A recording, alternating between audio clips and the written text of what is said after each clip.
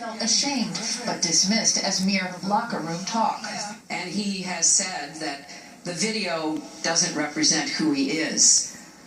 But I think it's clear to anyone who heard it that it represents exactly who he is. Clinton was asked by reporters about what effect, if any, Bill Clinton's accusers being present had on her. Nothing surprises me about him, really, Dan. I was surprised by the absolute avalanche of falsehoods. Clinton addressed the recent Wikileaks release in which she said during a Wall Street speech that it was important to have a public and a private position when it comes to legislating, a reference she attributed to Abraham Lincoln and his efforts to push the 13th Amendment through Congress. Now she's blaming the lie on the late, great Abraham Lincoln. That's one that I haven't... Okay, Honest Abe never lied. That's the good thing. That's the big difference between Abraham Lincoln and you. Trump's most memorable line came when he turned the debate to her 33,000 deleted emails. She said his accusations were false. It's just awfully good that someone with the temperament of Donald Trump is not in charge of the law in our country. Because you'd be in jail. To which Clinton's campaign manager responded. It's disappointing. And I would say it's chilling that Donald Trump thinks that the presidency is like some banana republic dictatorship where you can lock up your political opponents. Clinton's message was overshadowed at times by Donald Trump's unrelenting zingers appealing to his base, who believe that both Clintons have skirted the law.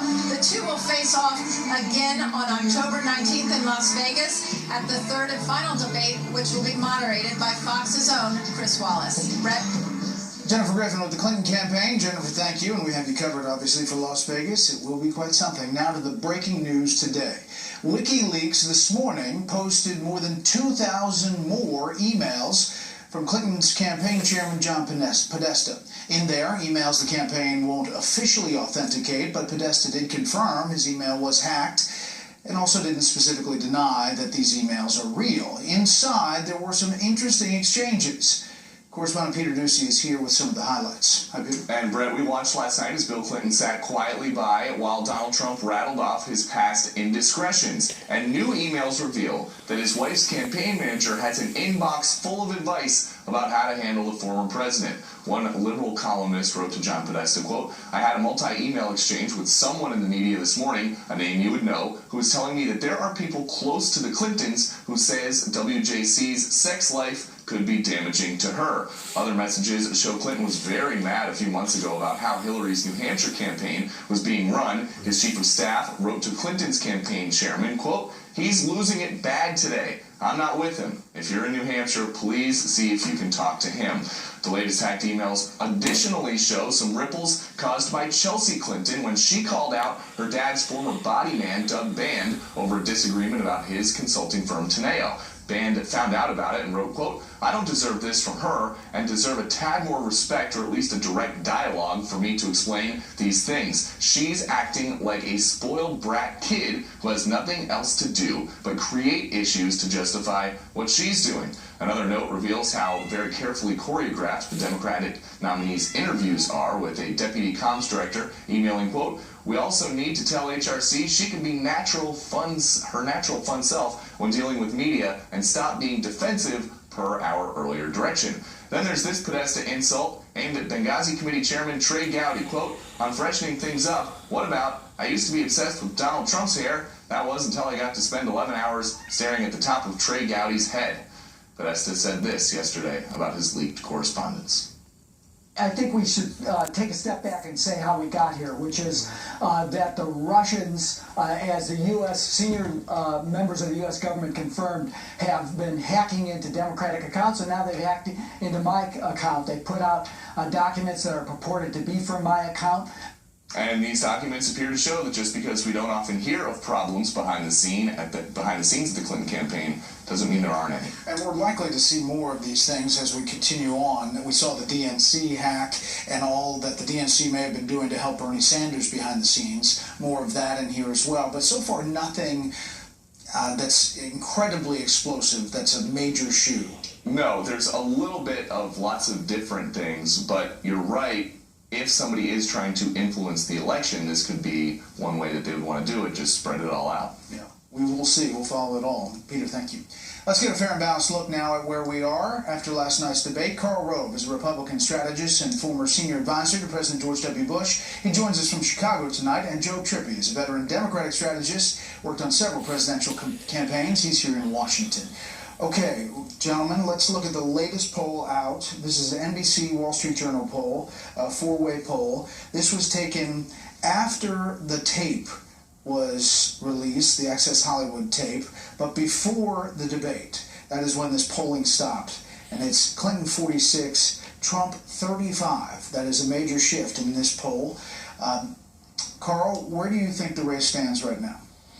I think this is probably pretty rich for Clinton in this poll. If you look at the Real Clear Politics average, it's just under 6 points. I think that's probably a more accurate statement of where the race is today. But it has moved to Clinton's advantage. Trump has moved up basically in the Real Clear Politics average a point or two over the last 3 or 4 weeks, but she's moved up considerably more than that and has opened up a clear lead. She was at about 2 points after the first going into the first debate, and it is now about 6 points according to the latest average. Joe, your take. 6 points is really big. I mean, that you know, forget about the 11 points that NBC's reporting. 6 points in the average at this point in the campaign is large. And people have to remember Obama won that election in 2012 with 3.9% of the vote lead over Romney. So I'm not saying it hasn't closed after the debate. I don't really think the debate last night changed much, only because I think Trump really did well in terms of stemming the tide and I think exciting his base supporters, who I think responded. I believe probably responded very well to his attack on the Clintons. But I'm not sure he reached out and started to grow his support. So I wouldn't be surprised if it stays the same and doesn't change much. Yeah, because now it's about addition, not really the base. Let me go to one more poll item in that poll. GOP candidates for Congress. Among GOP voters, what do you think Republican candidates for Congress should do on the issue of supporting the nominee? Continue to support 67%.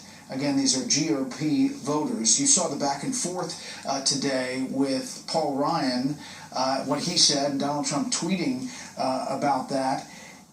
Karl, is there a concern down ballot now about how this plays?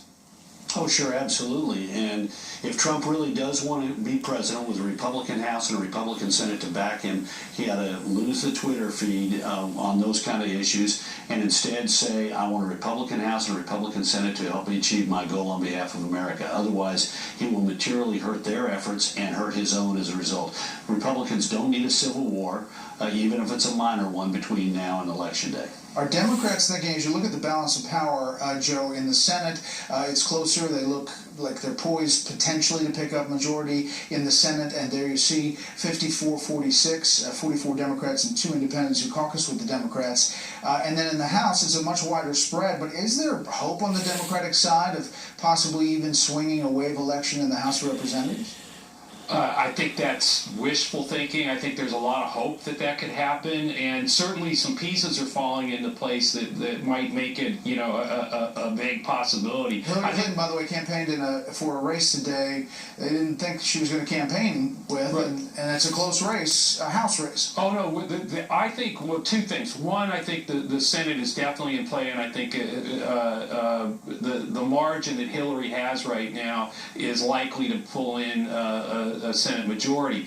I think the House is a much different case. I mean, there's just so many seats that the Republicans have. Democrats will certainly believe that they're going to do better than we could have expected.